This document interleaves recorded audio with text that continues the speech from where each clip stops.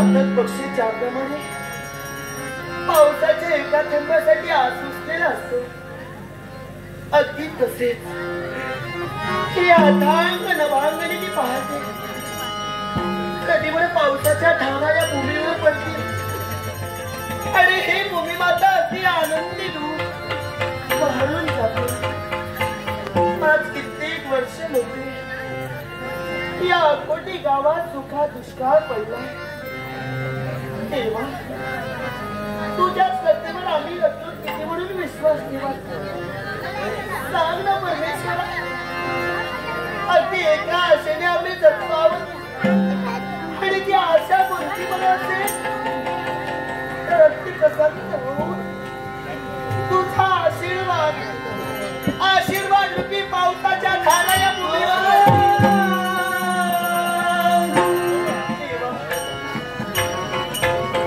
माझ्या मध्ये दुःख आलं म्हणून नाही रे वाईट वाटत, पण महाना आम्ही तुझेच लेकर ना. या अकोटी गावात हा तुका दुष्काळ म्हणून का? माझी दोन्ही लेकर उपास पाणीने तडपडताय. कधी मला त्यांना पोट म्हणून अन्न मिळेल. नदी नाले अगदी कोरडी झाले आहेत. पाण्याचा थेंब सुद्धा आमच्या जाऊन पाणी आणावं लागते. दुःख आलं म्हणून वाईट वाटत नाही रे परमेश्वरा, पण त्या दुःखाचा मार्ग म्हणून सुखाची हिरवळ कधी प्राप्त होईल या एकाच आशेने जगतो.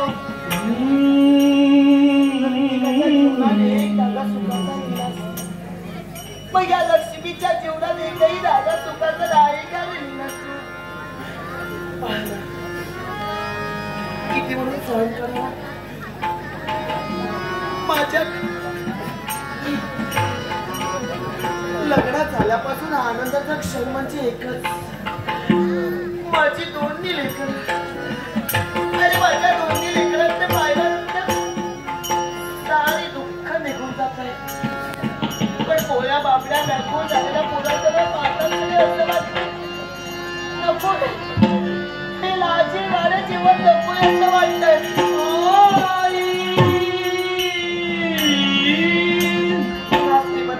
हात पकडण्याचा प्रयत्न केला असेल आणि डावं पडून जरी सांगितलं असेल, ओ माझी लेकरं उपाशी आहे, त्यांना खाण्यासाठी काहीतरी द्या.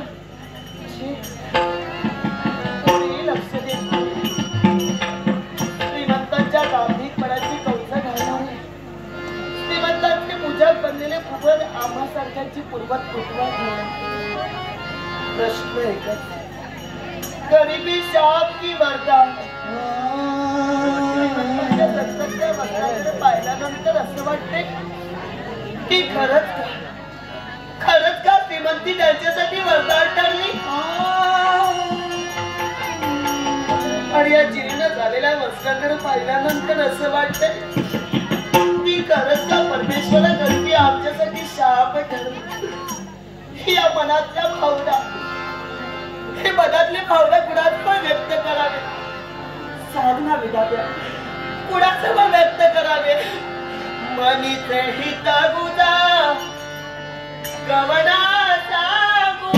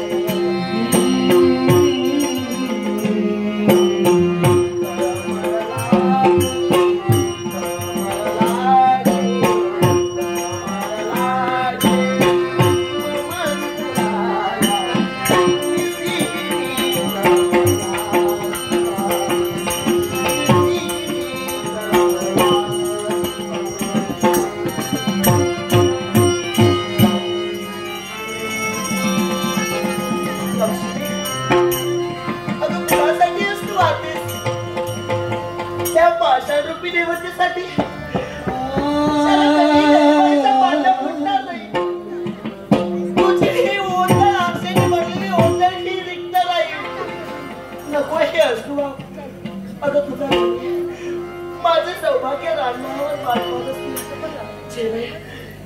इथे दुःख व्यक्त करण्यापेक्षा स्वामीपर्यंत जाणं